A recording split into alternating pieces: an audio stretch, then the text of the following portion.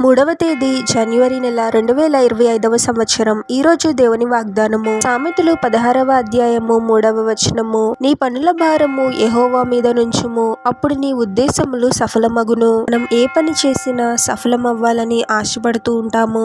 మనం అనుకున్నవి అనుకున్న విధంగా జరిగి విజయాన్ని పొందాలని అనుకుంటాము. కొన్ని సందర్భాలలో మనం ఎలాగైతే జరగాలని అనుకుంటామో దానికి విరుద్ధంగా జరుగుతూ ఉంటాయి. సఫలమవ్వవు కానీ విఫలమవుతూ ఉంటాయి. దాని నిమిత్తము మనం పెట్టిన ఖర్చు, జ్ఞానము, బలము వృధా అవుతూ ఉంటాయి. దేవుని వాక్యం చెప్తుంది, నీ పనుల భారము యెహోవా మీద నుంచుము, అప్పుడు నీ ఉద్దేశములు సఫలమగును అని. మనం ఏ పని ప్రారంభించాలని అనుకున్నా దాని నిమిత్తము ముందు ప్రభు సన్నిధిలో ప్రార్థించాలి. ప్రభు యొక్క నడిపింపు కోసము ప్రార్థించాలి. అప్పుడు ప్రభువే అన్ని రకముల అడ్డంకులను తొలగించి మనం చేసే ప్రతి పని సఫలమయ్యి దానిలో విజయాన్ని పొందుతాము. ప్రార్థన.